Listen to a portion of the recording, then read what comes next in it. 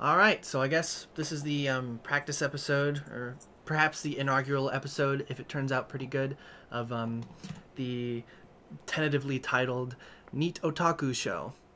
So, uh, this is just a practice that may never actually get uploaded, but the topic today is going to be our first anime. I figure that's something that everyone can sort of. It's a topic that everyone can sort of talk to, or not talk to relate to, is what I'm trying to say. Because, I mean, I guess if you're watching or listening to a podcast that has to do with anime, you must have at least watched one anime. Otherwise, I don't really know what you're doing here.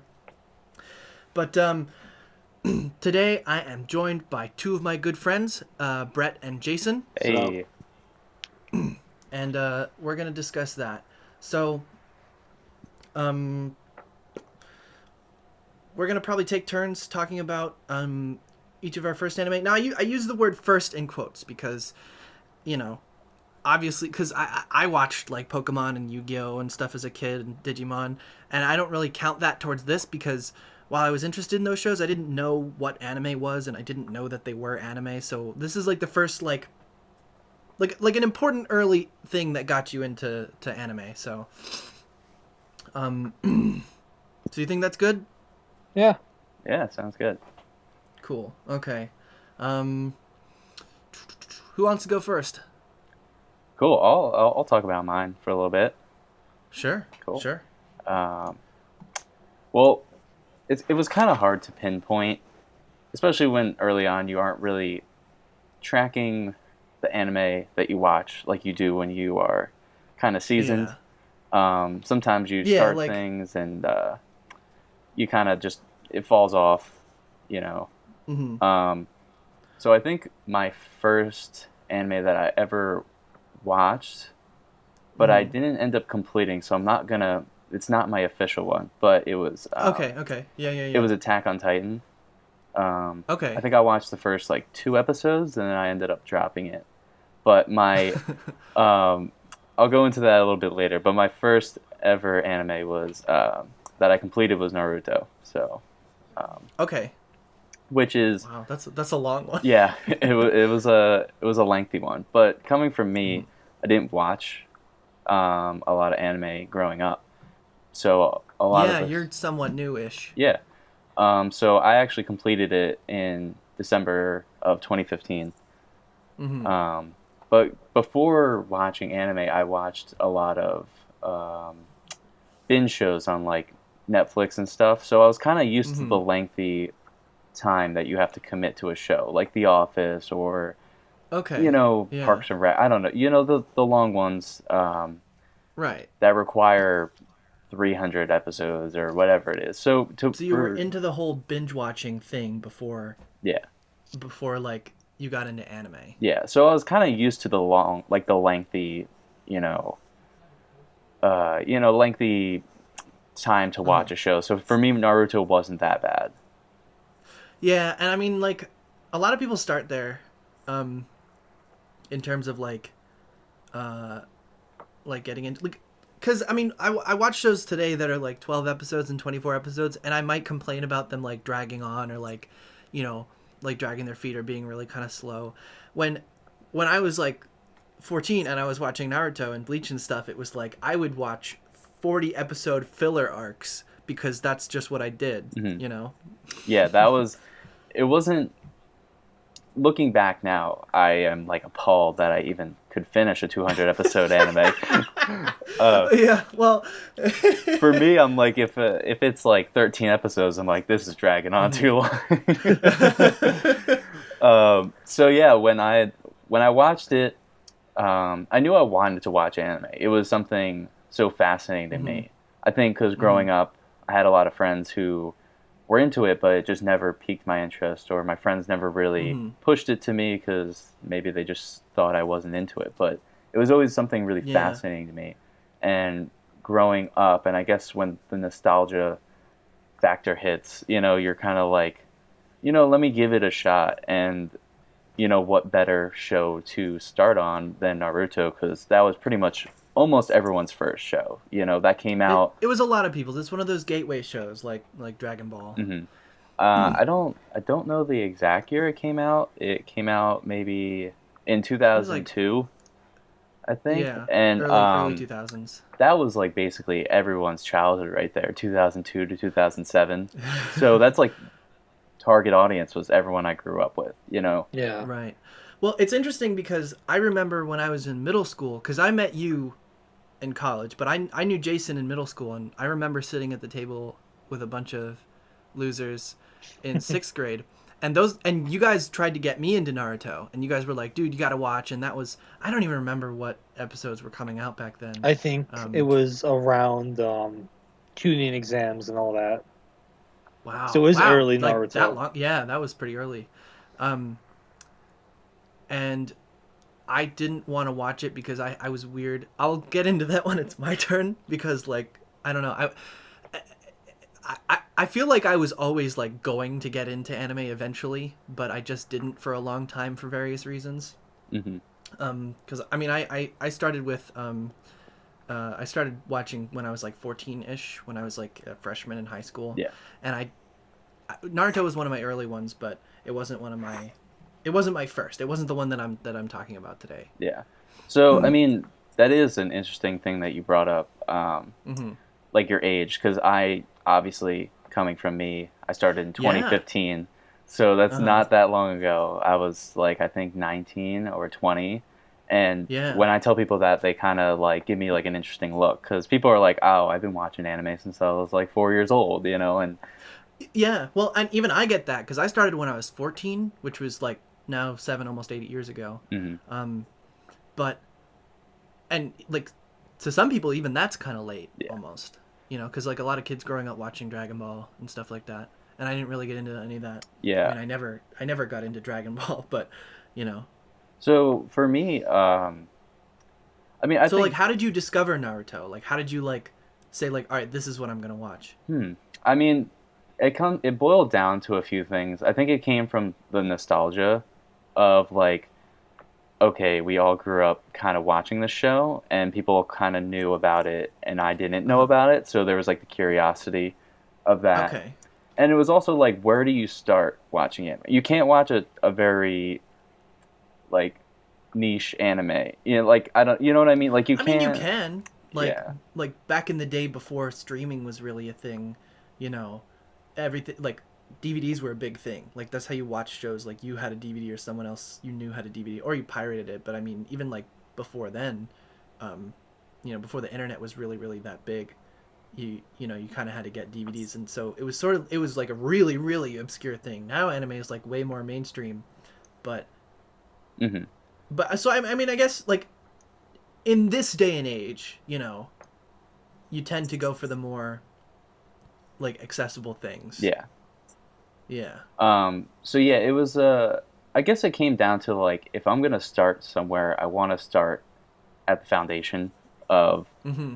anime because for me it was like if I watch all the shows that like people who watch anime in 2015 watch now, Mm-hmm.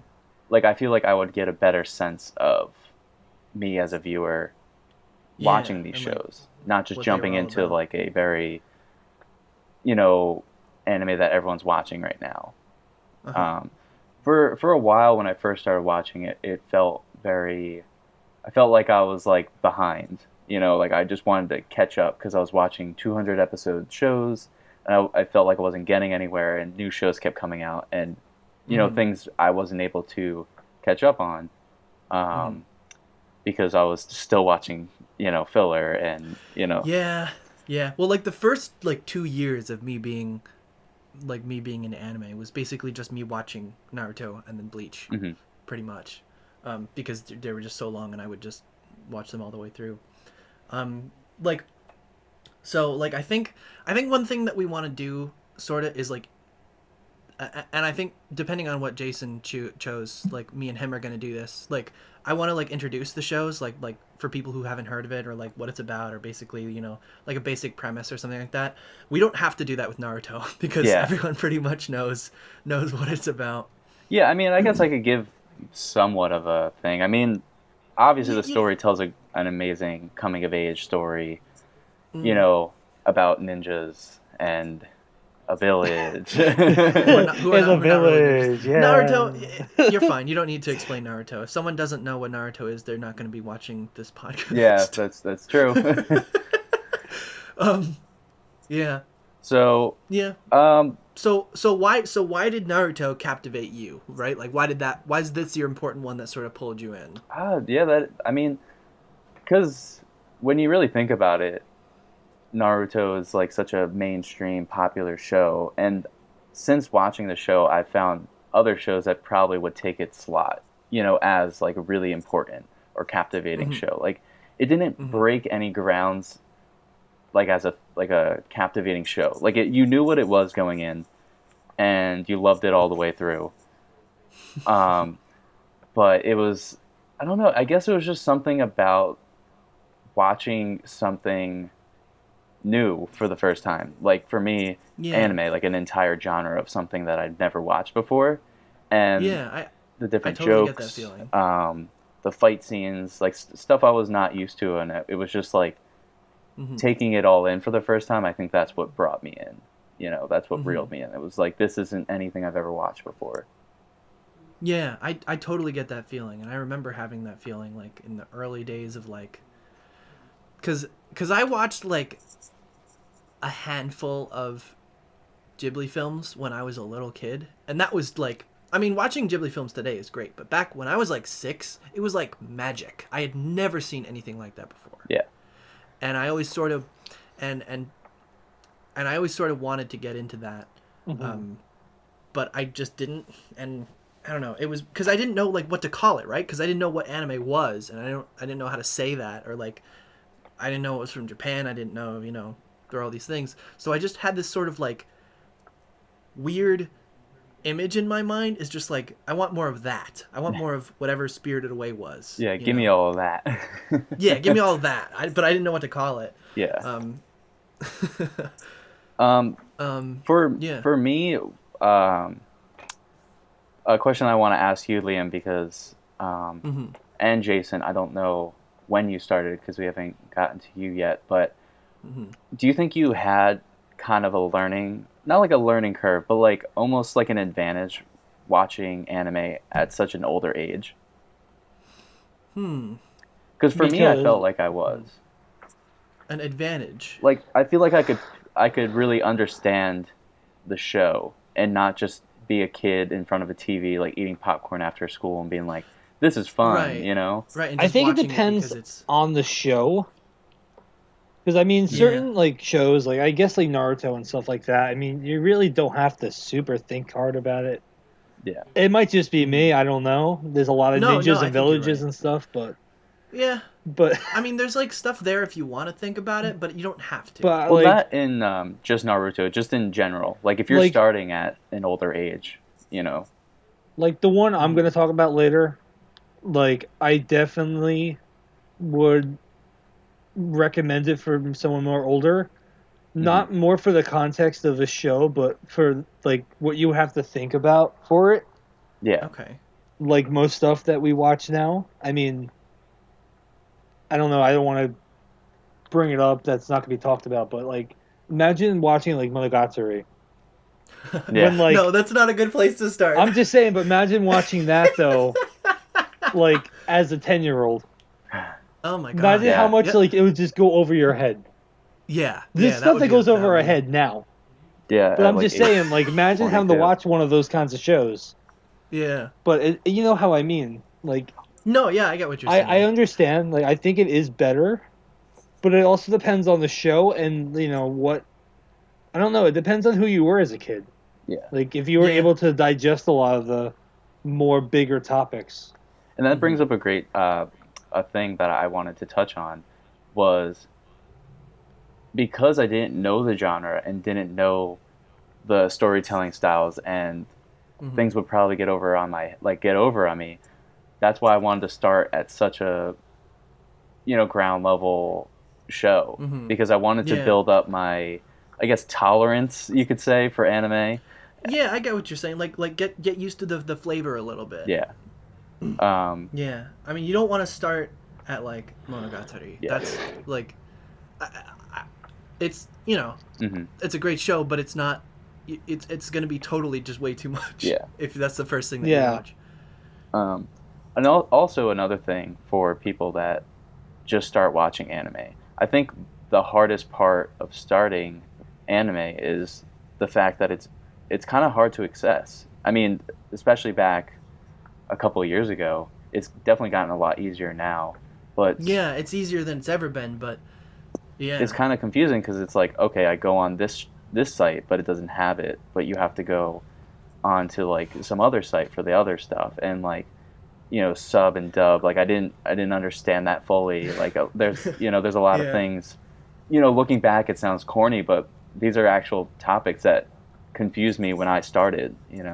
I mean, yeah, I got you. when I was a kid, it was basically like Cartoon Network when they had Toonami. Even though a lot of people make fun of the 4Kids stuff, I mean, they brought a lot of the anime over. Yeah. Yeah, Yeah, I they mean, did.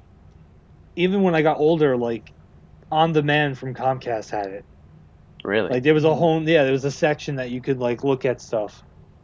So Wow. I mean, Yeah. they had ways of looking at it. It was just it wasn't as accessible as it is today.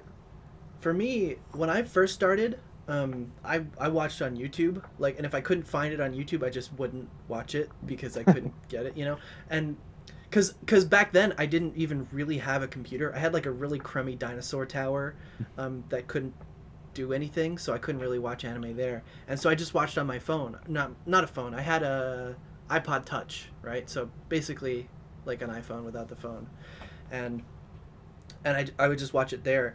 And so, which to me now is like, oh, I can't believe I did that. I tried watching Fate Zero on a like a crummy screen, like during class when I forgot my gym clothes. So they put me in like the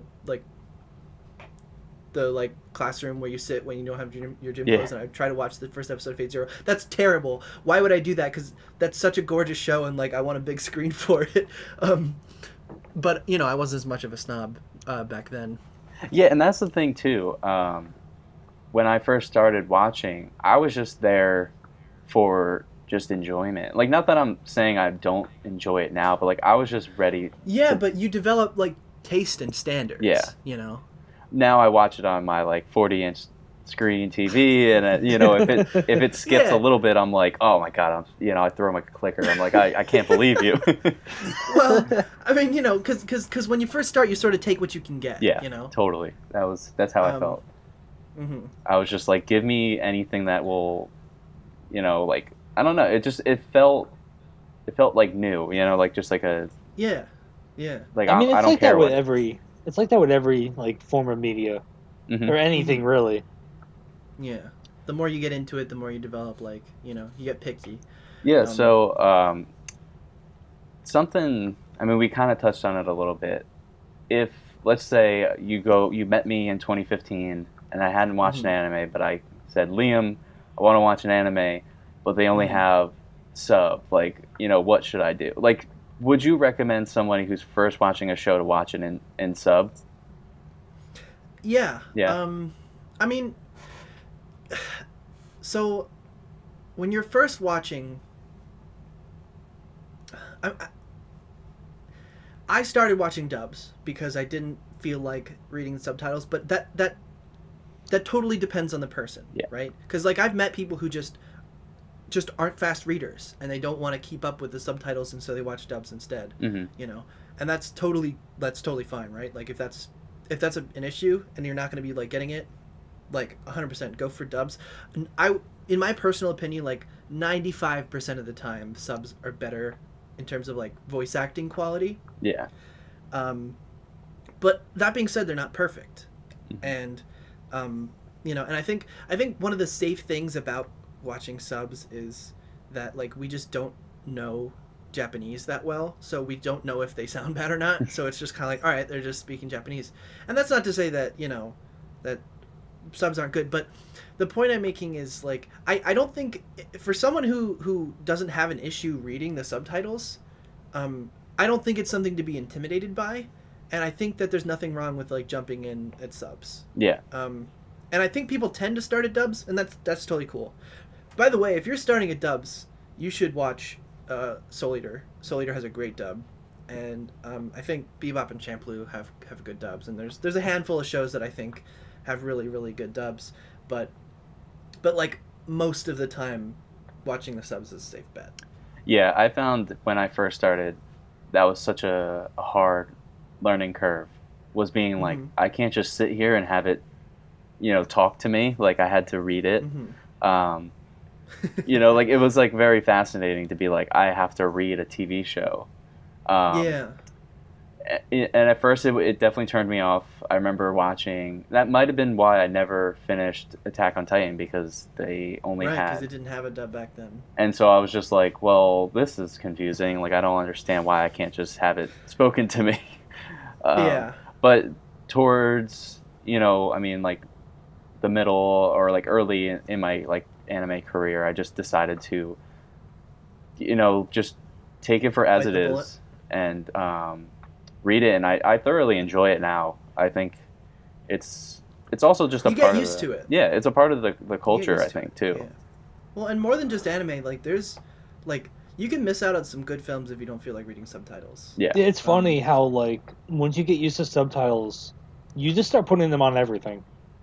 Yeah. Like I'll put them on Well, for sometimes- movies, I'll put them on for TV, for games. It Yeah, doesn't matter. sometimes I'll just like put subtitles on for something that is in English and that I do understand. Yeah. Well, because personally for me, I'm like a visual learner, I guess. Like I remember things better if I read it rather than if I hear it, right? So if you tell me something, I'm going to forget it. But if you if you send me a message, I will see that message and I'll remember it. Yeah. A lot better than when I hear it. So and that helps me like remember stuff that's going on in anime too, because I'm reading the subtitles and because I can like see the text of like, this is what's happening. I remember it better. Yeah, that's a really good point to make, because I feel like when I've watched shows, especially now, I get like a better understanding of reading when I read it. So that's a really good point. Okay, so we've gotten quite off topic. That's okay, but like, do you have anything else to say about Naruto? Like, so okay, how about this? Now that you are a little bit more experienced, now that you've watched plenty of shows since then, how does Naruto hold up, do you think? It's so hard, because it's like you can't put these kind of shows in like they have their kind of own bubble, like they're staples in anime, Yeah, Naruto's kind of hard to pick apart because it's so big. I mean, I shouldn't say it's hard to pick apart, but like, it is really sort of iconic. Yeah. And like, my personal feelings on Naruto are that like I think it's a pretty good place to start. I think that it genuinely has some good ideas, and that there's, I mean, it's cool, right? Mm-hmm. Like, I mean, everyone who's seen Naruto, like at least that far, remembers Lee versus Gaara. That was freaking awesome. Yeah. And Yeah. even like later on in the series, they have like cool looking fight scenes, right? So like even if it's not like a narrative masterpiece, like there's nothing wrong with like just watching it for something cool, Yeah. To answer your question, it obviously still holds up. Like I couldn't see myself rewatching it. But Yeah. But you think that's because it's big rather than because it's yeah, like if it No. was like a 12 episode, obviously like I would revisit it. Yeah. Yeah. But I think I give it a lot of credit for at least opening up the door to anime for me. And I think a lot of people can also say that for themselves, that it probably Yeah. opened up a lot of doors for them. Well, that's what makes it a good first anime, Yeah. right? Yeah. Yeah. And there's just not much you can say about it other than because it's such a staple. Because people know, we don't have to dissect Naruto. Yeah. Because people get it. So yeah, I wanna open up the door for you guys too. I want to hear some more from you. Sure. So I don't know who wants to take over, who wants to talk some more. I guess I'll go because I All want right. to leave Go Liam ahead. for last. Cool. Okay. Okay. So I got into it, I believe, before you, Liam. But Yeah, I no, got you were one of those people trying to tell me to Yeah. watch Naruto in like so sixth I grade. mean, I got into like the normal ones, like Dragon Ball, Naruto, all the Pokemon, whatever. but Toonami, we Adult can- Swim had a lot of anime on at that time. Mhm. So I don't know. So it was kind of hard picking one, Right. but I think I was gonna go with the one I could talk the most about I think that's a good idea. because I saw Gundam and Kenshin and everything. Uh-huh. So I picked Fooly Cooly. Ooh. Oh, yeah. So I mean, I'm pretty sure all three of us have seen it. Yep. Yeah. For people that don't know, Man. Uh-huh. it's basically about a normal kid in sixth grade living his life. His brother moved away to be a baseball star. His girlfriend, his ex girlfriend of his brother's, is kind of clingy, and it's an average school thing. Until he meets this Yeah. random girl that hits him in the head with a guitar, and then everything goes crazy. It's definitely something you should watch. I mean, I showed it to Liam a little while ago, and it kind of blew his mind. I like Fooly Cooly. Like my like the one thing that I wish about Fooly Cooly is that I had watched it when I was a kid. Yeah. Yeah. You know. Definitely rewatching it with you, though, as I was older, I appreciated it way more. Yeah. Because there was a lot there's more of I stuff there, noticed that I didn't see when I was a kid. And I watched it a few times when I was a kid. Mm-hmm. I forget how old I Yeah. was, though. But, And I like mean, the cool thing about Fooly Cooly is that it's like, it's got this cool like atmosphere, this like feeling, you know. yeah. That's really like, it's hard to put that into words. Yeah. It doesn't have all that much to do with like, you know, the story of the show or like what's going on. It just has this really good like this atmosphere to it that I feel like I could have appreciated even better if I wasn't thinking about all that stuff. You know, if I just was watching it like totally surface level as a kid. Yeah. That like sort of atmosphere really makes it. I think it makes a bigger impact on you when you watch things that way. Well, I mean, I when I had was- visited. I had visited recently because Jason, you had recommended me to watch it. So I think it was like a year ago I had watched it. Yeah, and I only watched it like about that long ago with Jason. Yeah, and it was like, it was interesting to see like a show that was only like 6 episodes, but told like really well, and the Yeah. art style was like really unique, and the way the characters moved, the fluidity of them was like really interesting to see. Good old Gynax. Yeah. So yeah, I really enjoyed that show, and it's cool to see shows that are so short, that are told well, especially going from the topic of like our first anime. Most of our first anime were very lengthy.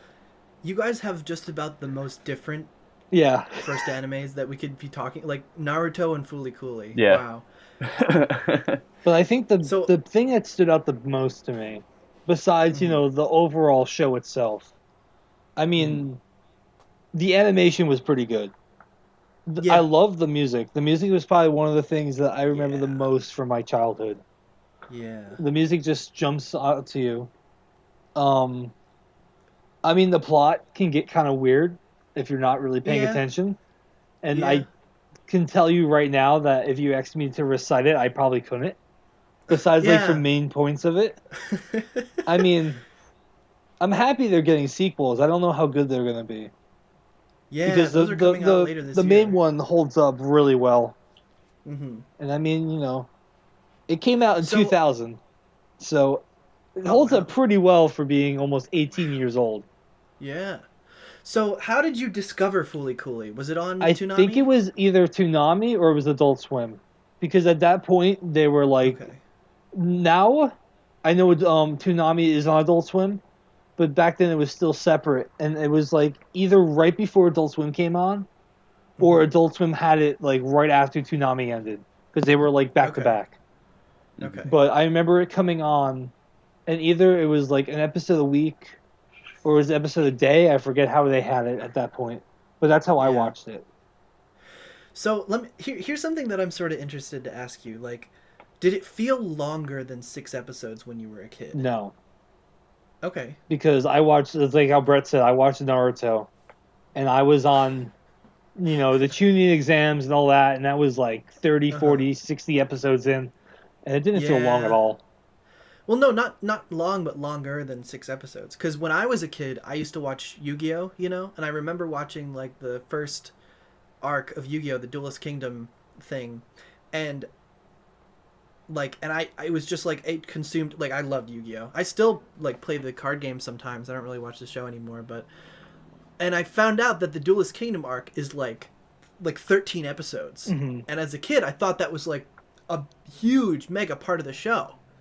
And so like going back and finding out how long it was, I was like, whoa, no way. Like that whole thing was like 12, 13 episodes, and I had no idea. Yeah. I mean, it didn't seem super long, but you know, Okay. when you're used to watching stuff on TV as a kid, when like you would have to wait every week for a new episode.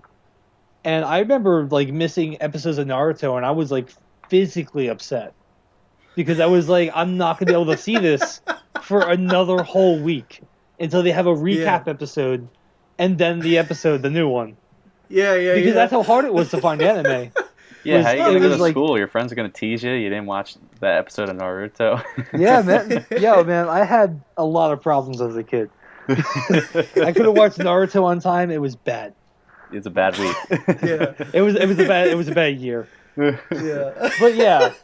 But yeah, it was, you know, this is how it was. I forget how long it came out, but I mean, they were pretty good with Toonami and Adult Swim. They were pretty good having it pretty consistent.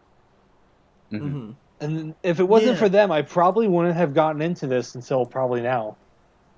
I think a lot of people can credit Toonami for sparking They did a lot, this. man. Yeah. A lot of people were upset when they got canceled, and then a lot of people were happy when they were brought back. Even though I didn't really watch it as a kid, I still remember it. Like I remember it being on and seeing commercials, and so, you know, there's a tangent I can go on, but like, is there anything else you want to say about Fooly Cooly? I mean, unless people have questions, not really. So I mean, I just love the show. I know you were talking about it's it's your first. I know you were saying it's a little iffy. Like same with me, it was a gray area to pinpoint the first anime I ever watched. But yeah, like, but this is like the big influential one. That, yeah. Like, What did you like? What was your feeling like after you watched it? Like after you completed the 6 episodes or whatever it is. I mean, I enjoyed it a lot. I mean, we've all seen the ending, so the last episode is one of my favorite parts of the whole show. Yeah. But yeah, there's a lot of crazy stuff. I don't know. I mean, to me, when I was a kid, I didn't really ever put a lot of thought into a lot of stuff that happened. Yeah. So Well, I mean, yeah, it no was one kind does of when just you're a how it kid. was. Yeah. So I mean, I enjoyed it. It was cool, and I moved on. Yeah. Like, you know, that's how I was Yeah. with most shows, because I would just watch TV. So I mean, I would watch so many shows at once that it was like, okay, that was really cool. I hope it's on again. Okay, next show. That's Yeah. a really interesting point you Okay. brought up, because there's like watching anime almost feels different than just watching TV. Like, because I know what you're talking about. Like, I used to just sit in front of the TV and just watch TV. But like watching anime feels different than that. Well, because in a lot of cases for anime, you have to like go out and find it, Yeah. as opposed to just put it on because it's on TV. I don't watch a lot of television today, and honestly, like back when, well, not back when, but like since Toonami has come back, I like recorded stuff some on my TVs, but I never watch it. You know, like I had most of Attack on Titan on the TV recorded forever, and I just never touched it because why would I when I can go to like Crunchyroll and watch it. Yeah. And I think I did that to sort of like, I think my brother and sister watched it actually on the TV, or at least my sister did. But you know, but television's dying. Oh Like, yeah. I think everything's online now. Streaming. I think it's really brought anime into like the limelight, you know, because I feel like for a while Yeah. it was like kind of that feeling where it's like I can't just access it, like I can't just go turn on channel 55 and it would be, you know, Naruto. It was always like something of an underground, you know, you had to like find your way to watch it. But now with streaming and everyone just watches it on Netflix and Hulu and stuff, like, you know, shout out to those platforms for now bringing anime. I know we could talk about Netflix and anime's beef, but you know, Amazon. yeah, you know, just like all those sites now seeing the, you know, a really great opportunity to bring, you know, anime into, you know, into viewers' homes, and I think that's a really, really cool thing. Yeah. Yeah, it's definitely a lot more accessible than it used to be in the days of like, your buddy has a DVD of some weird Japanese thing and you love it, but you have no idea. So, so my early experience with anime was, I've been a Pokemon guy for like ever. Like I started playing Pokemon when I was like 3 years old, and I didn't know how to do it, and I would like chew on my Game Boy, but um, That's how you but beat the final boss. well, I have a lot of funny stories about like how I couldn't figure out how to save my game, so I would just have to start from the beginning every time I turned it off. Oh my But gosh. because I started when I was really young, like I didn't know how to play video games, I didn't know how to do anything, Yeah. and I eventually just sort of figured it out. But back in those days, I would watch Pokemon on TV, and I would watch Yu-Gi-Oh and Digimon and all those shows, and but I didn't really know that they were anime, and those are a lot of like those ones are very much localized. Like those shows are really, um, you know,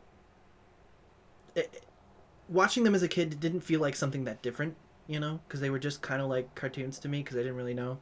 Yeah. But though, watching Studio Ghibli movies as a kid was the first time that I had that like, whoa, this is different and interesting and like, what do I even call this? I want more of this. But I didn't know, I didn't know. Um, and so part of the weird things that was my deal when I was a kid was like I wanted to be like the best angel kid in the world, right? Like I never wanted to get in trouble and I never wanted to do things, and I had this, it wasn't like a guilty conscience, but almost like I would like referee myself. It wasn't about who's watching, it's about like don't do bad things ever. Hmm.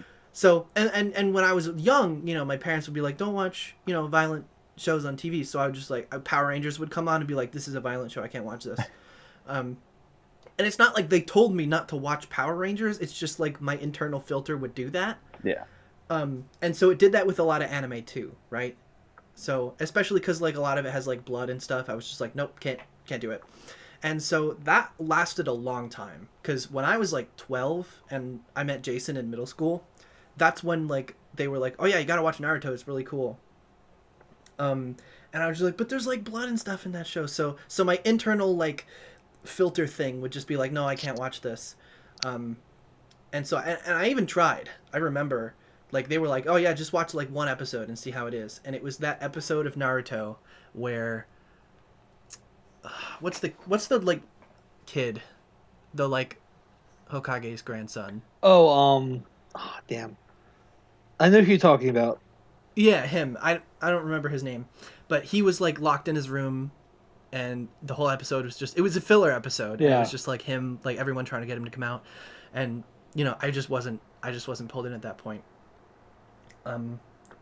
But everything sort of changed when I was in early high school and I had an iPod Touch, right? So like I was first like discovering like how to use YouTube and like how to look up stuff and like watch videos and stuff. And so the anime I'm talking about today is Rurouni Kenshin. Ooh. Um, Amazing. Yeah, I adore that Konohamaru. show. Yes, I yeah, that found was it. the kid's name. Good. Yeah. But yeah, Kenshin. So the way I discovered it was really weird and roundabout, right? So I was sitting in history class and I had my textbook. I was a freshman in high school, and I had my history textbook and I was reading ahead in the textbook because I was a nerd. And I got to the section about Meiji era Japan. It was like a world history class. And I got to the section about Meiji era Japan, and there was one of these like little like, fun fact blurbs in the corner of the page. And it was like, there's this Japanese animated show with the main character named Kenshin, who's like a swordsman who's got a scar on his face, and da da da da. And I was like, what is that? That sounds interesting, because I was interested in like the like history, like the Meiji era, because I was reading the textbook. So I went home and I looked up on YouTube. I looked up that name Kenshin, and it was this show, and I was like, whoa, this is that anime thing that like I've been thinking about forever.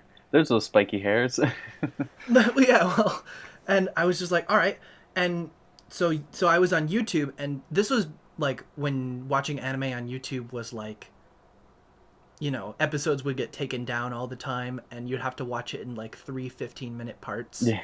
and and so, but I watched the whole series. I watched all of Kenshin in like 3-part, you know, YouTube Oh my videos lord. I on my iPod Touch as like a 14-year-old. think we should give you an award And for that.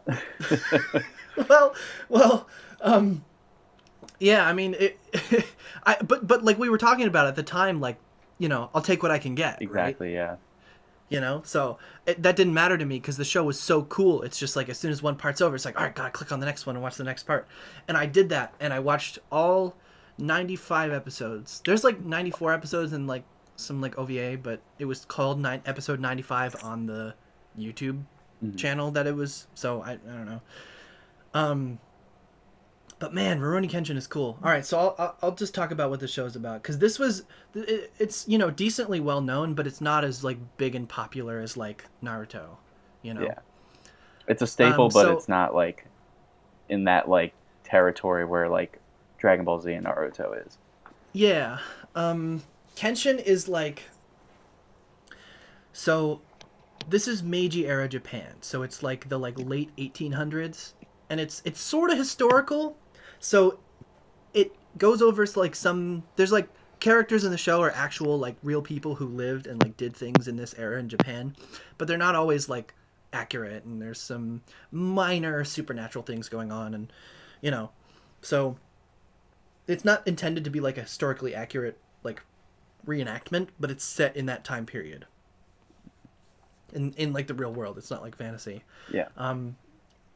And so our main character is this guy named Kenshin, who he's the successor to the Hiten Mitsurugi sword style. So he's like this incredibly powerful swordsman, and he was an assassin. He was a killer back in the like Japanese Revolution War thing.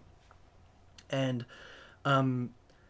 he was like so disgusted by all of the like killing that he did back then. Like he earned like a really name for himself doing that.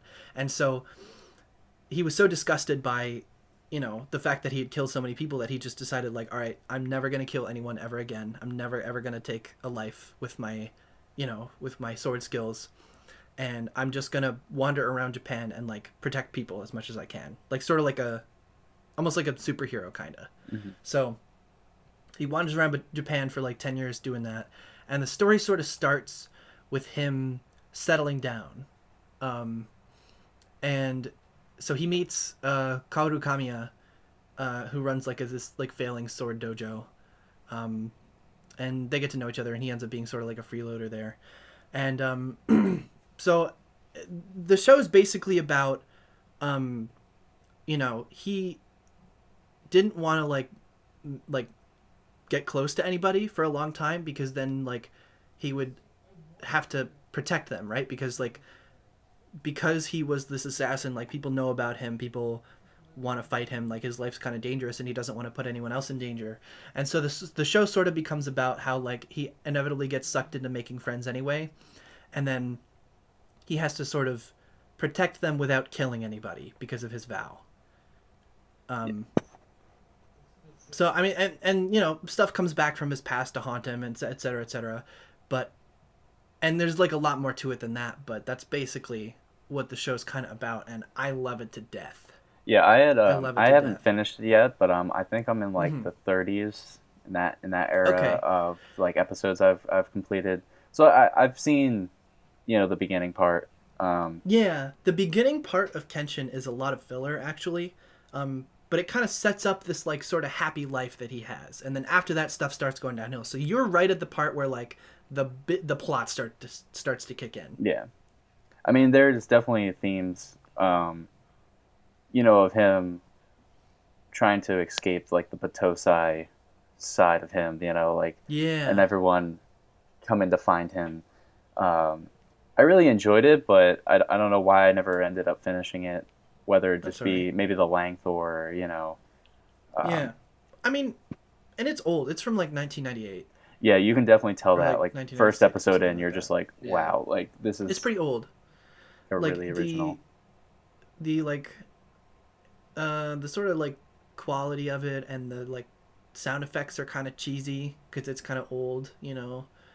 Mhm. But I think that's charming, you know. It doesn't put me off that much, and maybe that's just nostalgia goggles. I don't know, but I'm totally willing to look past that. Yeah, I mean, I and the haven't voice seen acting is this. interesting.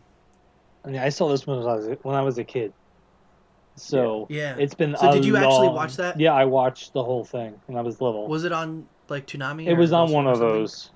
Yeah. It might have been on Adult Swim. I'm not sure. I don't Mhm. remember, but I remember watching it the whole thing, and it's been a long time since I've Yeah. seen like the whole thing again. Yeah. But then that I also I goes actually back haven't to, watched it in a good number of years either. it also goes back to like, you don't really think about how long the show is when you're a kid. Hmm. So Yeah. when you told Yeah. me It's just like kind of. a while ago how long the show actually is, I was like, oh my god. Yeah.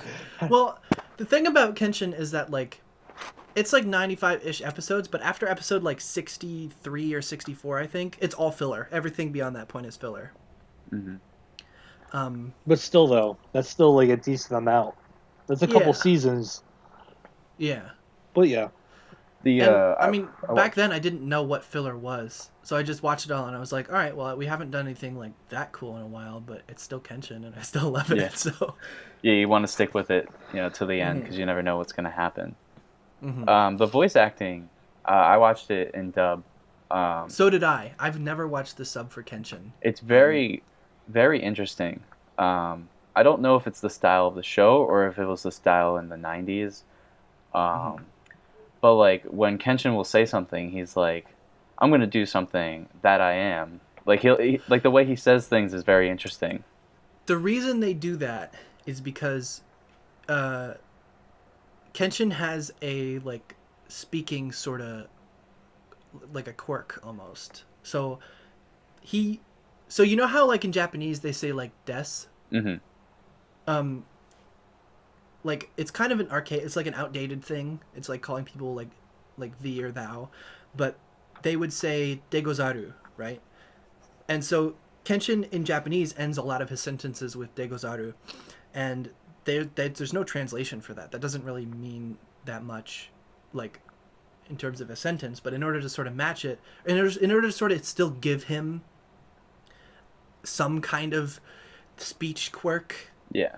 that's why he says that I am or that Ah, it is or okay, yeah. whatever he says. Yeah, It did strike me like I found it very interesting. I was like, what is he saying?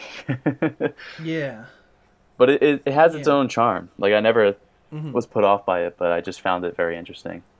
Yeah, and I mean I don't know, like I'm definitely familiar with the dub of that show as well, which like is weird to say because I'm most of the time a sub elitist, um, uh, but it's a lot of it has to do with nostalgia that I just I love the show so much it meant a lot to me in terms of like getting into anime because as soon as I finished it, right, like as soon as I finished like episode 95 and there was no more and that was the end, I was like, well, what do I do now? I've been coming home from school every day and binge watching as many episodes as I possibly can before I have to go to sleep.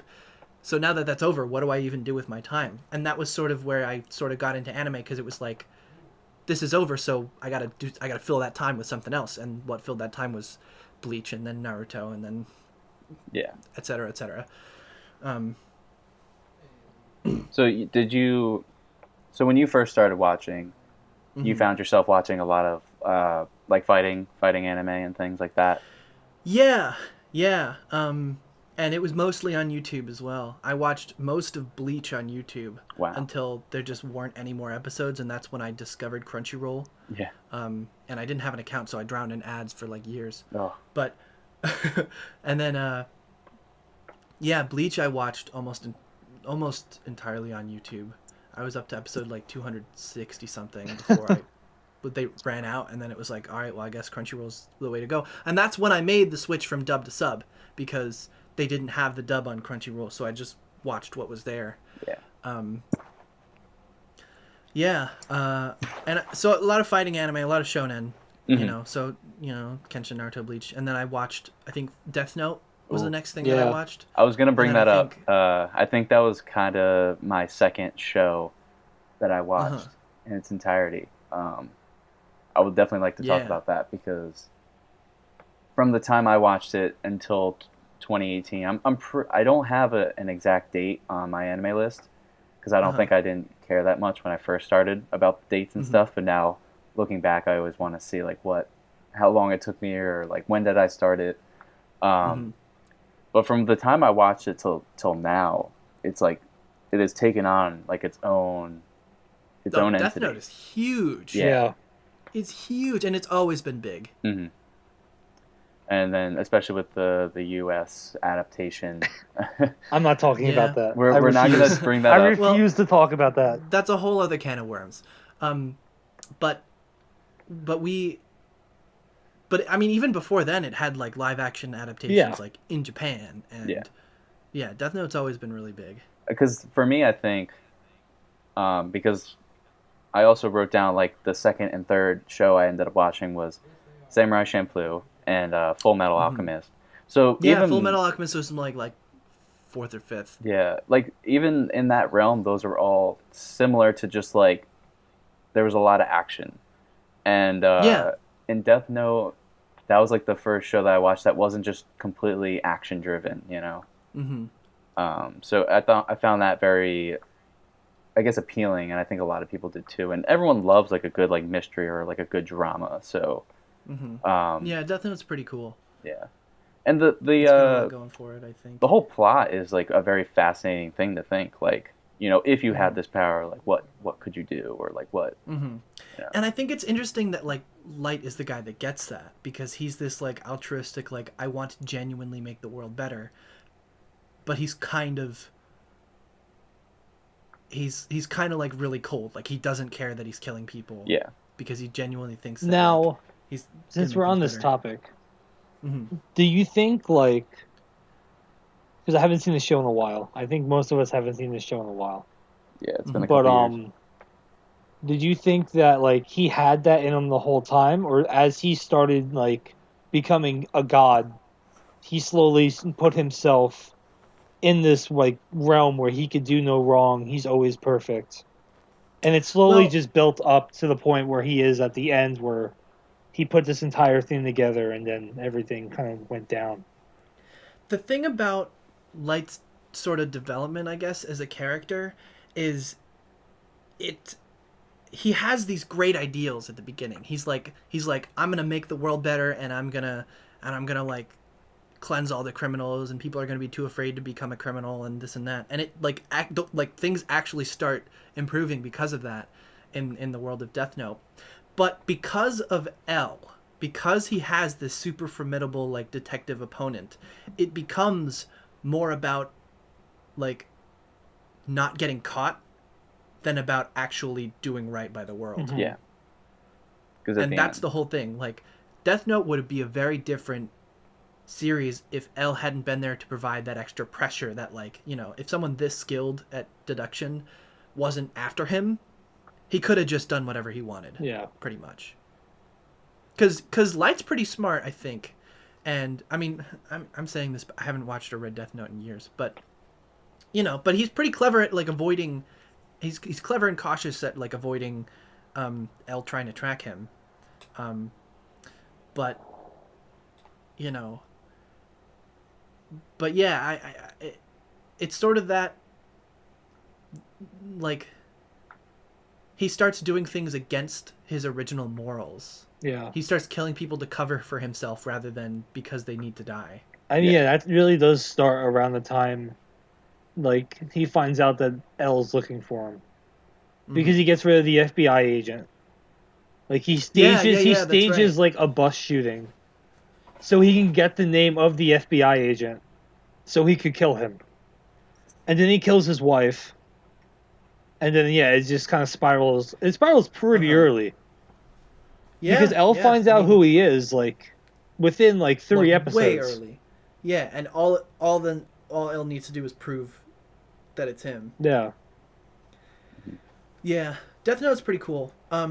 And so for me, it was like Bleach, Naruto, Full Metal Alchemist, Death Note, and a couple other shows, and then everything totally like got turned upside down on its head because it was like the seventh or eighth show that I ever watched was Lucky Star, and that's like that's so far away from all the other ones, and that was still in the YouTube days. There used to be a channel. I don't know if it's even still up. There used to be a channel that was just like all the episodes of Lucky Star were there. And that was my first KyoAni show, and that was my first non-intense shonen show. Because I mean, Death Note, it's hard to sort of lump in with like Naruto and Dragon Ball, but it was in Shonen Jump. Yeah. Mm-hmm. Kind of one of their. I mean, Shonen Jump is a pretty big thing of how I found a lot of shows as well. Yeah. But Lucky Star was the first thing that wasn't like super like shonen action whatever. And it was so unbelievably different from all of them, but it was still enchanting to me, you know, because and this was coming off of like Death Note. I think I was coming off of Death Note and onto Lucky Star, and I think it was like an early recommendation, like someone, like I was like participating in like online discussions at that point, and someone recommended Lucky Star to me. And I was just like, all right, well, and like I respected that person's opinion. I don't even remember like who, and I was just like, sure, all right, I'll give that a shot. And I started watching it, and I was like, this is so unbelievably different from everything that I've ever seen, and that was back when I was like really self-conscious about a lot of stuff, like, because. I mean, Jason remembers how I used to be. Brett, you have no idea who old Liam was. I would love but to I used meet to him. like The dead Liam. No, that's fine. We're better off. You're better off knowing this, Liam. But I used to like be afraid of being judged about everything. Yeah. And so now all of a sudden, like watching a show that I don't know could maybe. I mean, I wouldn't even call Lucky Star girly now, but back then. Like, because I was so self-conscious about stuff, it's just like, oh, I have to watch, like action fighting shows because I'm a dude. Yeah. And I hadn't figured out, like, I wasn't comfortable in my skin, and now, like, I don't care, I'll watch freaking Lucky Star, K-On, whatever. Yeah, that is a interesting thing, because I think in anime and the whole culture of it, I feel like a lot of people are accepting on all levels, and I think that's a really appealing thing to a lot of people, and maybe like an underlying reason on why people end up watching anime is the community of people are very, very accepting, very open, very welcoming. That depends, but I mean, there's a good, because anime is so varied, obviously you have subgroups, like you have like people who like mecha, and you like people who like,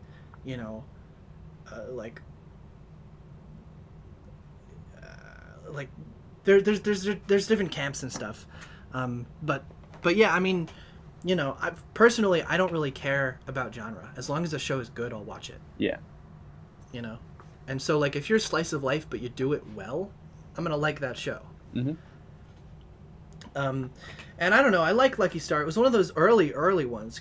Like Lucky Star came up before like K-On even was a thing, and that sort of, and K-On is often like regarded as like what started the whole like slice of life genre craze thing that was going on. So for me, I don't know about Jason, but maybe to the people who are watching this and me, could you maybe go into a little bit on what Lucky Star is? Yeah, okay.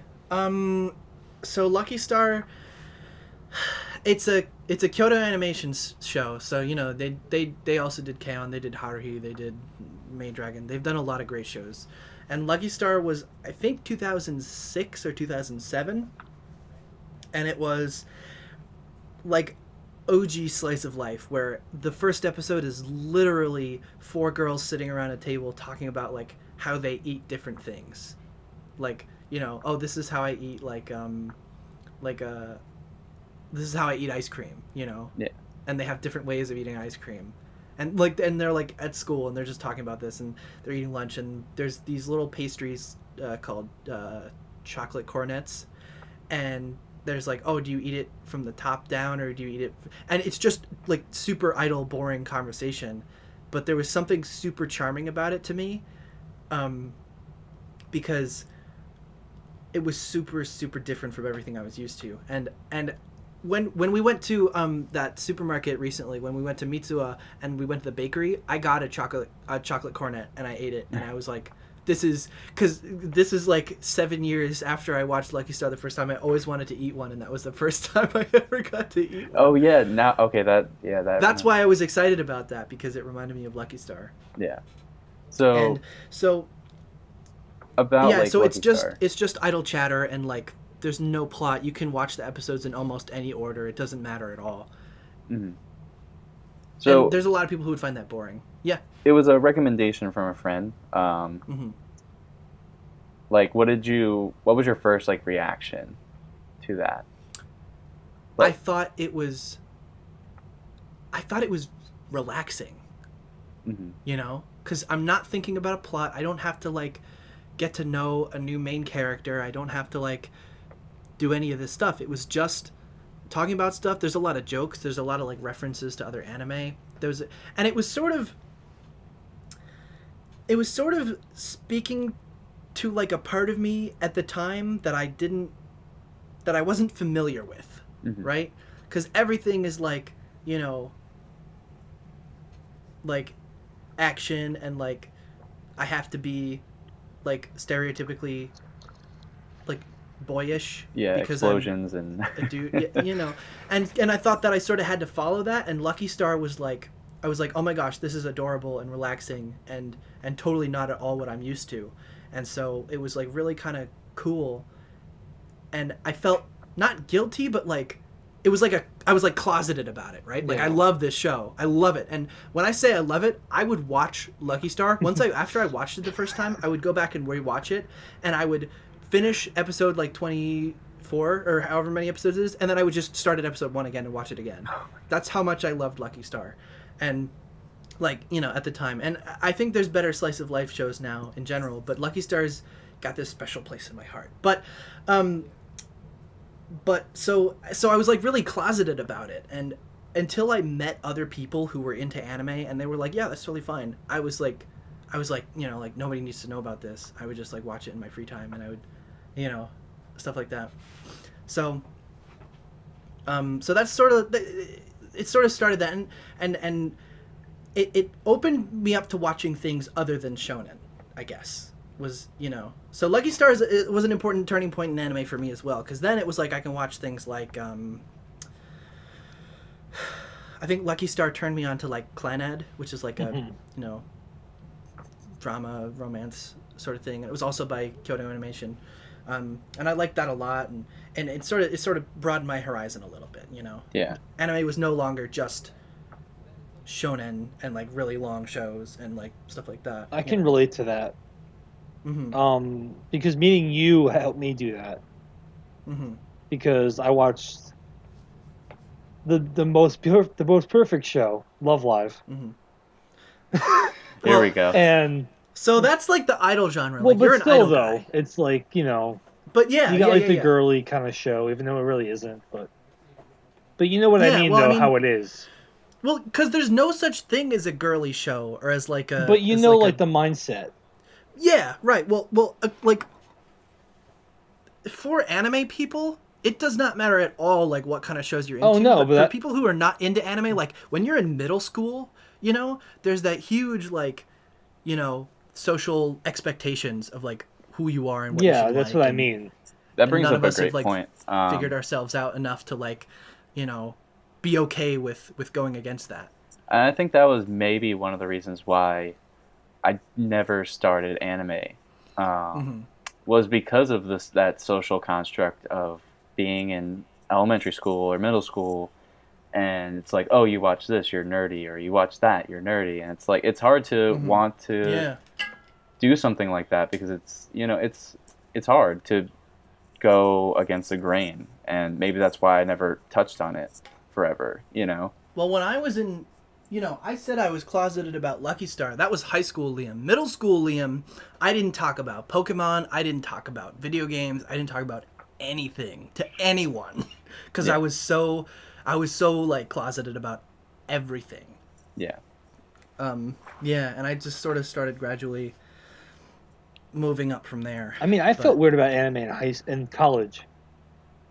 And we're still in Really? college. Oh yeah, because it was just a weird thing, and I didn't really have friends that were into it as much as I was.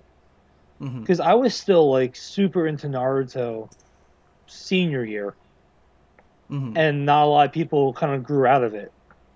So Yeah. I mean, once they got into college and reconnected, like talking with you guys, and then joining like the club that we're all in, Yeah. it like got me just be like, okay, clearly people my age still care about this more than I Yeah. do. So like, why can't I?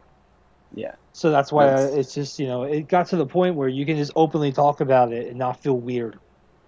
Yeah, and that was Yeah. the point I was trying to make before. I think like the community of anime is really a really unique one, and it's something I'd never seen before, and something I'm really like fascinated by, especially in the convention scene, or just in the local scene of just people who like it. It's like once you see somebody that's like wearing like one of those old school graphic shirts with like Dragon Ball, it's just Yeah. like you get this immediate like electricity of like I want to go talk to them about everything, Well, and that's one of the cool things about conventions because you have every excuse to talk to anyone at a con, right? Like there's no like you know, there's this sort of like awkward like I don't want to like approach someone at random and talk to them, but at cons that's like gone. Like you don't feel, I mean, I don't at least feel anxious if someone's wearing a costume of a show I like, or if someone's like, talking about something, I can just jump into the conversation and be like, here's what I think about that. People are like pretty cool and personable because we're all sort of on the same page about that stuff. Yeah, and it's almost For the like an most part. escape from normal life where we would be maybe shunned or like made fun of or like given looks at. I mean, not so much anymore. Like when you're in high school, when you're in middle school, that's like, but when you're in college, it's kind of like people don't care anymore. Yeah.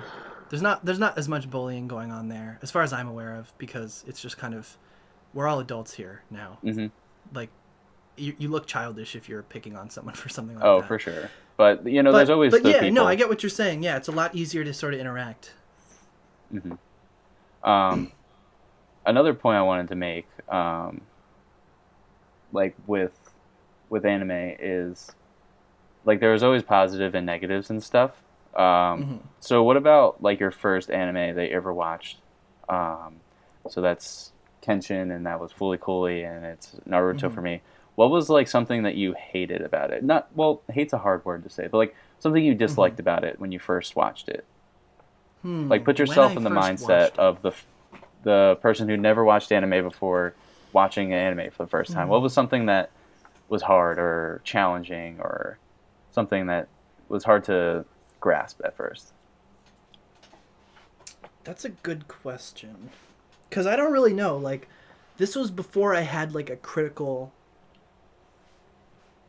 like, sort of mindset about all this stuff. Yeah. So, I don't know. I just kind of watched and enjoyed every minute of it. I think probably the thing that I would say is that I didn't understand what filler was. So, I watched a lot of, like, the older, or not older, but, like, the later episodes of Kenshin. And I enjoyed them, but I didn't understand that the story was never going to go anywhere after that. Yeah. I guess. I mean, that's like the closest thing. It's not like I minded it at the time, but, I was just kind of like, well, now we're doing all this nonsense. We're like, there's like weird magic ninja guys now, and I don't know what they're doing here. I mean, a filler killed one show for me. What's that? Bleach. Because it got to Filler in Bleach is bad. Yeah, but it got to it was after Aizen left, and spoiler, Yeah, with the vampires. it's been out forever. Aizen leaves. Shock.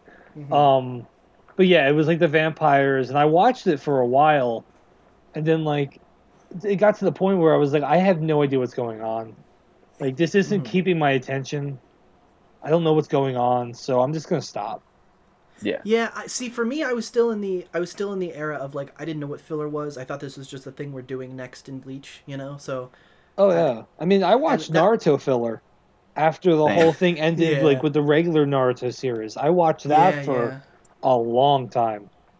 until I figured out that it was all filler in middle school, and I was like, oh, so I don't have to watch this. Okay, I'll watch something else. Yeah. Well, Yeah, okay, yeah. let me Bleach, reword oh it my then. gosh. Bleach goes on like 40 episode tangents of like not relevant stuff at all.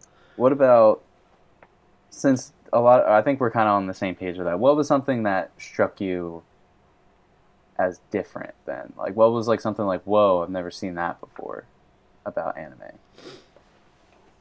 It doesn't have to be negative, it doesn't have to be positive, but Yeah, yeah, yeah. I mean, the animation in general. okay, yeah. I Like the mean, big yeah. eyes and the hair. I It's mean, like, from around the time when I was looking at stuff was like, Naruto, Dragon Ball, all that was coming on TV. And then since I was mostly on Cartoon Network, or like in general, like Cartoon Network, Nickelodeon, it was different. yeah. Like some stuff on Yeah. Cartoon Network could almost resemble it. Like you had the old Teen Titans and stuff like that.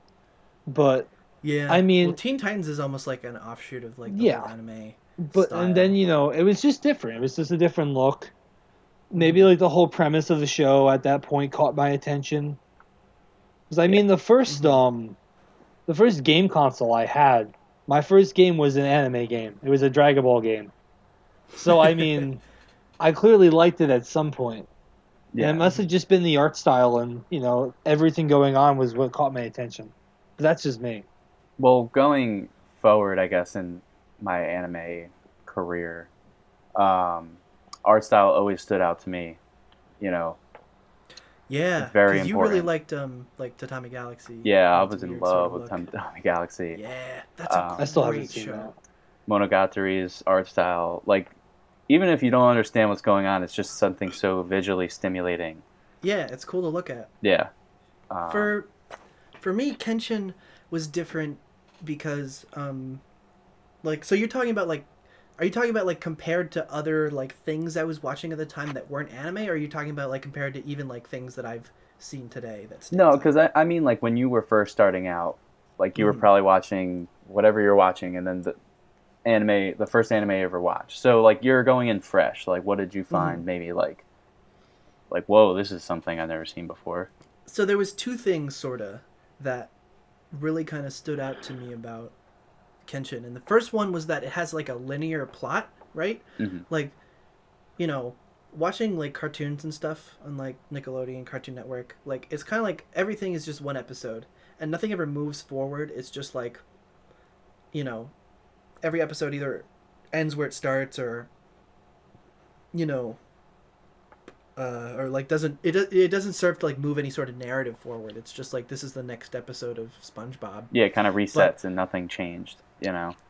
and so like I watched those shows because they were on, but I didn't get like invested in them, with the exception of like Avatar: The Last Airbender, because that was attractive to me. That like, oh, here's something that looks kind of like anime, um, and it has this like linear plot, and that was interesting to me. But another thing that I really liked about Kenshin is Kenshin as the main character, because he's not a kid like who wants to be the best, who he needs to has he's not a chosen one, he's not like he doesn't have to learn. Kenshin's 28, Hmm. and so he's been there done that, and I've always liked those kinds of characters who are like been there done that. Like my favorite characters in shows are always going to be like mentors and like the guy that teaches the main character to be strong, stuff like that. Yeah. Like I love Oshino in Monogatari, and I love Ozen in Made in Abyss, and I love, you know, characters like that. And Kenshin was that, and he wasn't like a kid who has to learn to be strong. He was like from the beginning of the show, he's like one of the best fighters in Japan. Yeah. So in terms of like what's ever going to be relevant in the show, he was like already up there. But it was his like vow to never kill which sort of held him back from just like removing tension, because if you have a really strong main character, it's like, oh well, he's just going to win every time. But Kenshin was actually held back by like Like morals and limits things. morals and like limits that he put on himself and stuff like that. So he was just an interesting main character to me. Yeah. That's something that sort of stood out. Yeah. Yeah, for me, it was, like you were saying, a lot of the shows in what in the West are very, one, one episode and it's done. Nothing really I mean, not continues. anymore. Now we've got things like, I think Adventure Time is like a linear. I mean, I don't know. I've never It's watched like Adventure here Time. and I can't there. say that. Like Yeah, stuff comes sometimes. back. Okay. That's all I Yeah. know. Okay. Some But But I shows mean, have like that's that now, becoming a but lot more it's of not a trend. Yeah. like how there's anime and all that stuff. yeah. Mhm. So when you watch anime for the first time and you see these themes of like, like not acceptance and, coming of age and like, these themes it's like you've never seen in like a like Nickelodeon. I mean, like obviously they probably touched on it, but like the way anime does, it like almost makes you put yourself in the shoes and like, see the story through their eyes, and it's not much you see in the West that can do that, especially in a cartoon. Most people see cartoons as cartoons like Tom and Jerry, where you just hit each other on the head and like, that's it. Okay. Yeah. I did watch an ungodly amount of Tom and Jerry as a Yo, kid, and I that did stuff was very much awesome. enjoy that show. But yeah, no, I definitely get where you're coming from. And I don't know that it's necessarily fair to say that like that there aren't those things, but they're sort of less common, I guess, and like I didn't see a lot of shows like that Mm. that had those sort of themes and that has those sort of like compelling characters, right? Like there's a lot of one-note characters in cartoons, like Mr. Krabs likes money, Yeah. and it's not like he needs to develop. It's not like he needs to ever be anything except for that one note, because I don't know why I always bring up SpongeBob. It's just like the classic like cartoon to me, I guess. Yeah. Something that everyone sort of knows. But and talking to people like Matt, you guys, Yeah, Jason, I yeah. know you know Matt, and like he like loves SpongeBob even to this day because it was just such like a big part of his childhood, and like I get it, like there's some nostalgia there, and there was some silly jokes in the beginning. Naruto. I'm sorry, SpongeBob. Wow. That was not a Freudian slip, I swear. SpongeBob is not a good show. it's goofy, but like even like the characters are inconsistent, and I'm not going to go into like a takedown critique of SpongeBob right now. But But you know yeah. what the point I'm making, that like for most of U.S. people, like that's kind of what most you of get. U.S. people. Yeah, I don't know, like Most of U.S. people. like Yeah, people in the West. I get where like, you're coming from. That's what you get. Like you get SpongeBob, you get I don't know, Rugrats, like like things like that, and It's entertainment, but it's not telling a story. Is what Yeah. what you're getting at? yeah.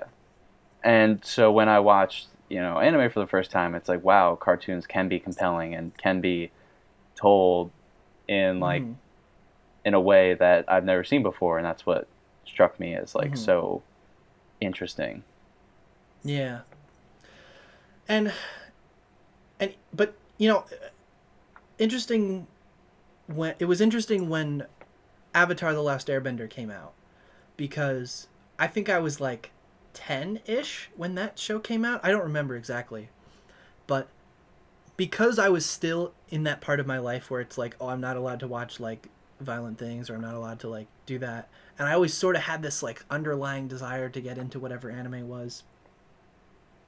Like Avatar was cool because I could watch it because like my like weird conscience was like, yeah, this is on Nickelodeon, so like totally go for it, man.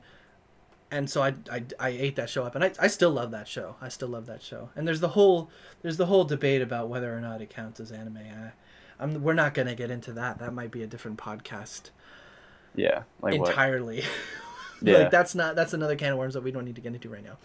But yeah, like it was cool, and that show has like sort of an ongoing thing, and there's episodes that are more filler-ish that are like, not necessarily moving the plot forward. This is just where the group's at this week.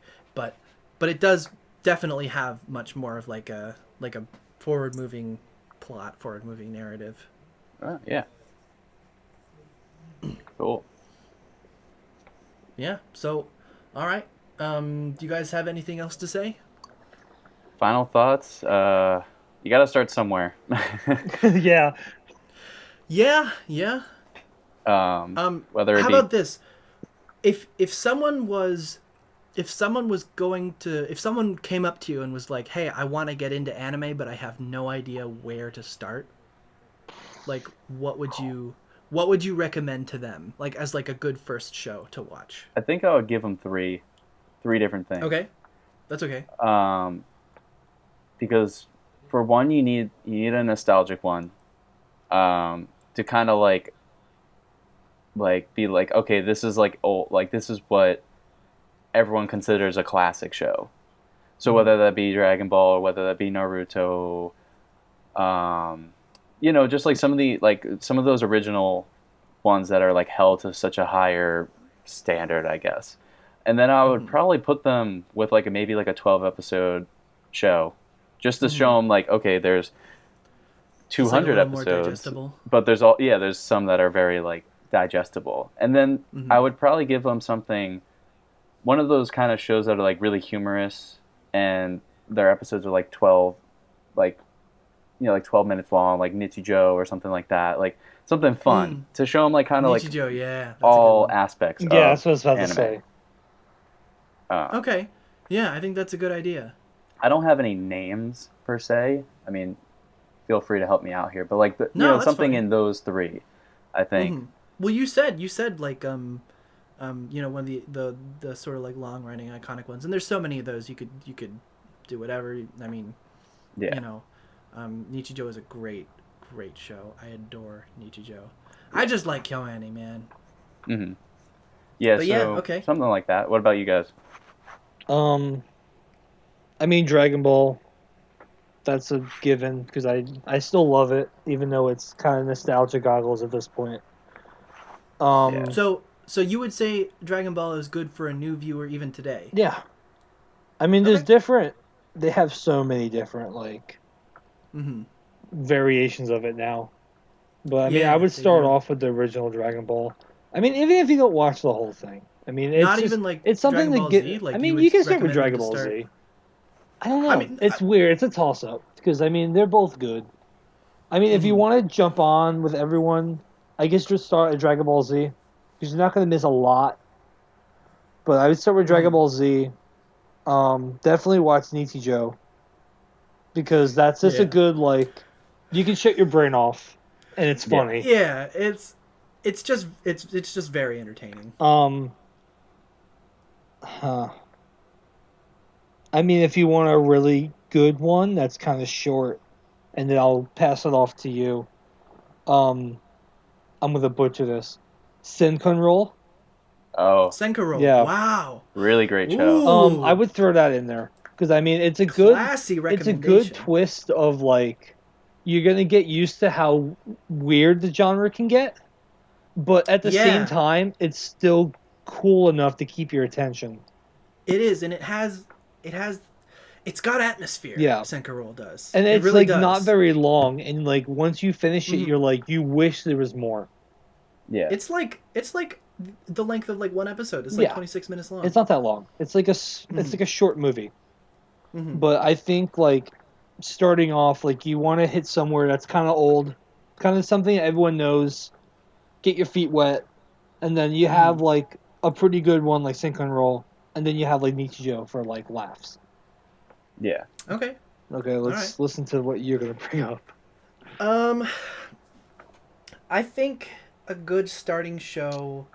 I mean, I could throw out Full Metal Alchemist because like that's not only like a good early one, but also one of the like highest rated of all time. But I can't like wholeheartedly recommend that because A, I haven't seen it in years, and B, I haven't seen Brotherhood, which is probably I've heard is even better. I would probably say Soul Eater is a good place to start. Ooh, yeah, that'd be really, really cool one. Soul Eater is like one of my favorite shows. It's like hovering around the top 10. I can't remember if it's on like my top 10 on Mal right now, but it's got so much style. It's got some really cool character designs. It's got some cool fights, but also some plenty of goofy stuff. I don't know. I feel like Soul Eater is a good place to start, and I think that you guys had the right idea for like recommending like a couple of different things, because you really can't get a good sense of anime by watching one show. Yeah. Because no matter what it is, there's gonna be different stuff. There's gonna be all kinds of other things, but I think Soul Eater kind of covers a couple of those bases. Yeah, and it touches on the humor, and Mhm. it touches on like cool fighting. Yeah, And it's not like devoid of like stupid anime tropes that you'll eventually get used to and sick of, but it doesn't like that's not like its main source of entertainment, you know. It's yeah. not like that's the only thing there is to look at. And I never felt like very lost in the show, and I think that's really good for people who are Mhm. just getting into anime, is to not watch a very like confusing show, or like Yeah. show that might turn them off, because your first anime is like important. Like here we are years and years down the road still talking about it. So Mhm. a show that can leave such a lasting impression should be one that can keep you roped in for the entire series. And I Yeah. felt like if I watched Soul Eater for first time a bunch of years back, I would have like still be sitting here today talking about how much I love like anime. So I feel like that would be a really good recommendation. Yeah, yeah. And it's not too long. It's like 51 episodes. So it's not like you're doing like a mega like intimidating like, I'm going to watch One Piece before I watch any other anime. And it's not but it's compelling enough to get you through it, I think. Yeah. Yeah, I think Soul Eater is a good place to start. So okay, I had one more thing that I wanted to sort of ask you guys. I sort of said what mine would be earlier, but if there's one show that you wish you could have shown your like younger self, if there's one show that you wish you could have watched like a long time ago or before you really got into anything of this, like what would that be? Like for me, I said earlier, Fooly Cooly is something that I would love to have seen as a younger person, I think. Oh wow, yeah, that is might be kind of hard. I'm trying to think. Jason, do you have anything? I'm thinking. I don't. Okay, I probably should have like asked you guys this before we did the podcast, so you'd have No, time because to I'm like think trying about to it. think of something that came out when I was a kid, because I know a lot more of the stuff that came out as I of mean, now. it doesn't have to be something. It doesn't have to be something that was out when you were a kid. Just like something that like you wish you could have watched a long time ago. Samurai Champloo. Ooh, Oh yeah, yeah. thank you for Because that. I did watch That's a it when good I was one. younger, but That was gonna be. I was gonna say that for my recommendation for a first anime, and I forgot that and I said Soul Eater instead. Not that I think that like both of them would be good. yeah. Hmm. Like either one. Samurai Champloo is amazing. That's one of my Um, favorite shows. I found one. Yeah. One that I watched was Serial Experiments Lane. Oh, okay. Okay. This I haven't seen it yet, and I know that's blasphemy, but I've wanted to for such a long time. I just haven't gotten around to it. Yeah, I mean, it is a show in 1998, so Yeah. and it's still holding Kenshin up. was airing Yeah. at that time. So this was a show that I was think. recommended to me after I went to a convention Mhm. in Atlantic City called ANeXT. Yep. And for me, it really struck a chord because I am very fascinated by, like the late 90s and things like that. And to see like a show written and like art style so well, and like the story was so like engaging, I thought that would be a really cool show to watch Mhm. when I'm like, when my mind still is fresh and I'm like trying to figure out like what, get my mind around anime. To like see a show Mhm. so striking like that would be really, really cool to me. And I think Lane is an original. It wasn't based on like a manga or anything. Yeah. The show was like the first thing that ever was for Serial Experience. It's a bit freaky at first when I remember watching it like a year ago, and I was like kind of put off by it because I was just like, whoa, this is not something I'm used to, but it's like Mhm. it's so captivating at the same time because it's just like a show that you want to keep watching because you're just like, what is going on? And I think that would be a really cool toss up to put in the early part of like my anime career. Okay. Yeah. Yeah, I think that's a good argument for that. I still haven't seen Lane. I'll watch it someday. I'll get around to it. I have a couple of things coming up on my plate, and I'm actually watching like 3 or 4 shows right now. Shouldn't So, be doing that. I mean, it's hard to not do that, Yeah. especially when like seasonal stuff is like coming out. Yeah. But, all right. So, Jason, you have anything? No, I'm good. I mean, Samurai Champloo is mine, so. Oh, that's right. Yeah, you said Samurai Champloo. Okay. All right. So I think that if you guys have the time, maybe we can do a little closing section. Just talk about what we're doing right now in terms of anime. If we're watching anything at the moment, if we're interested in anything at the moment, and then we'll be done. And then I promise I'll let you guys go home. Go home. So right now, I mean, we had Liam has watched it.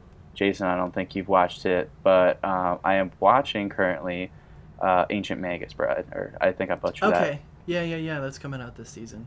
Ancient Magus Bride, I think that's how it Ancient is. Magus I don't know, whatever. So it's 24 episodes. We're up to 21 right now. It should be, I think it's done on March 25th. So if you're watching this, you probably still have time to catch up. It's a really, really unique show. It's actually set in England. And it's just like this really awesome story, like of fantasy and... It's a cool fantasy world. And it's a Liam, bit of a weird show because it's so hard to sort of place it for me anyway. Like it's fantasy obviously, but I don't know. I wouldn't really call it a drama. Mm-hmm.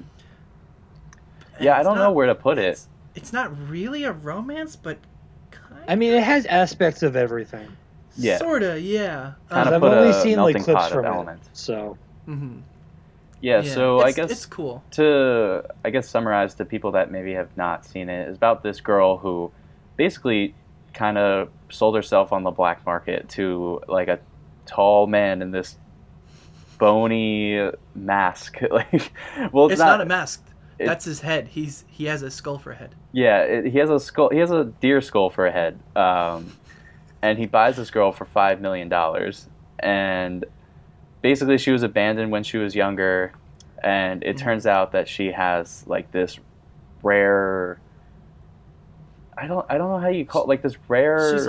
She's like a special kind of person that's like has really powerful magic inside them, but because of that, it makes your body really weak. So you tend to like live short lives, and and it like takes a lot out of you every time you use magic. Yeah, so it's kind of based on like that aspect, and there's a lot of elements of like acceptance and. Mm-hmm. Yeah, because the reason she was like a slave being sold in the first place is because she just hated her entire life and was just like, I might as well be bought by somebody who wants me. Yeah, and she was so like done with life. That's where she ended up. And basically, Elias kind of shows her, like almost breathes new life into her and shows her like that there's something. Elias is the skull guy. Yeah, Elias is the skull guy, and he basically kind of shows her that there's like more to life than what she was thinking. And yeah, but it's a cool like double dynamic, right? Because like he buys her in order to like for her to be his apprentice, like so he can teach her magic. Mm-hmm. And at the same time she becomes his mentor because he's not a human and he doesn't know anything about like humans or like emotions or like how to react to this social situation. So like she's like teaching him how to be a person and he's teaching her how to be a mage. Yeah. And they have a really good dynamic together. I think they do. It's pretty interesting. It's like almost like a love-hate kind of thing. And it's weird. I don't know where they're going with it, but that's one of the like drawing points of the show is like figuring out where we're going with it. Yeah. And so that's basically what I'm watching now. I mean, I have a couple things queued up. Like I tell everyone, I take recommendations very seriously. So, anyone who... you're really good about like actually watching things people tell you to watch. Yeah, because I feel rare. like no one does that. Like, because I feel like it's like the whole mixtape thing. Like, if someone gave me a mixtape, I'm gonna listen to it because it's like it means like it came from them, And so a couple of things I guess on my list: Violet Evergarden, Speed Grapher, Mushishi, Monster, Anohana.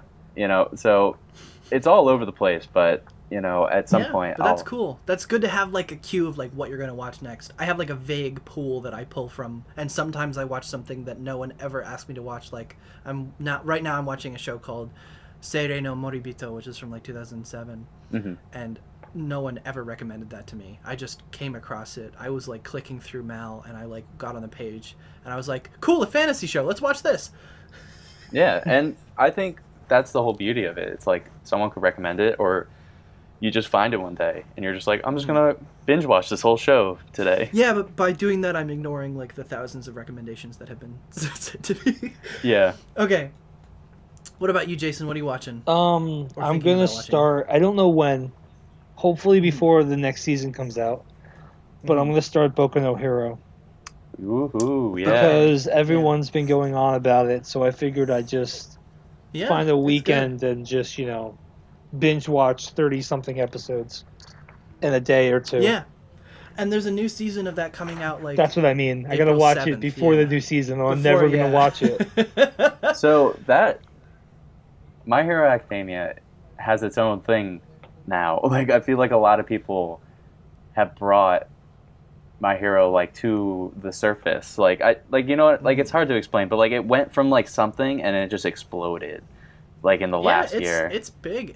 It was like the big show this season, and it won a lot of anime awards. Maybe I don't think we'll make a podcast about the anime awards. That's been at this point it's like old news enough that like no one needs to listen to another podcast about it. But yeah, no, My Hero Academia is big, and I think it deserves to be big. It's a pretty darn good show. Yeah. Jason, you'll love it, and anyone who hasn't seen it, you'll love it too. It's a really great show. I mean, and then besides that is just Junji Ito, the whole thing. Mm. Because I'm trying to read the Okay. manga right now, all the sets of things he's put out. But I also You'll gotta really- finish up. I'm waiting for it to come out completely, and then I'll watch the whole thing in a day. So it might just be a Okay. weekend of Boku no Hero and Junji Ito. And Junji Ito. Okay, all right, that That'd be sounds like one- a pretty good It'll weekend. be one crazy ass weekend.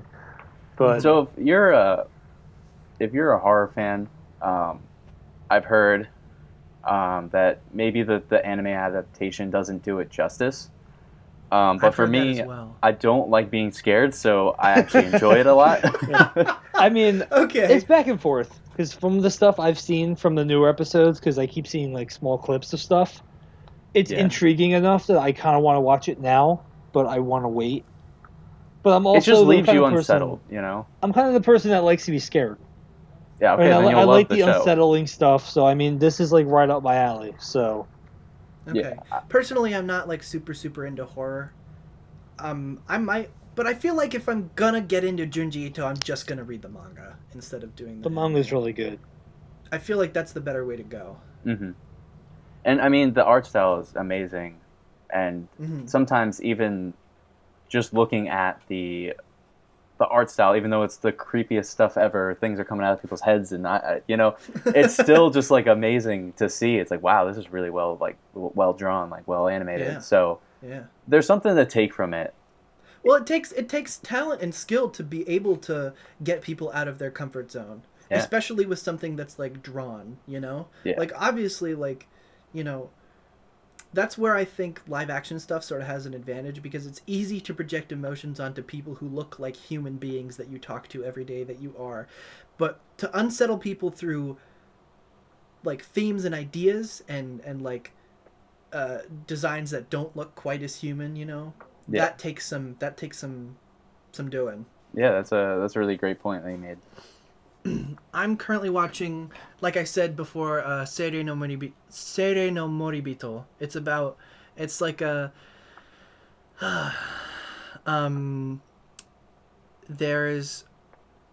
it's a fantasy world, and it's like this fictional world, and there's this prince who has this like water demon egg inside of him, and so the emperor of this land is like trying to have him assassinated, like even though he's his own son, because otherwise this egg will hatch and there will be this like drought and famine and everyone will die. And so he's not like an evil like emperor where he's just like, oh, I have to kill my son.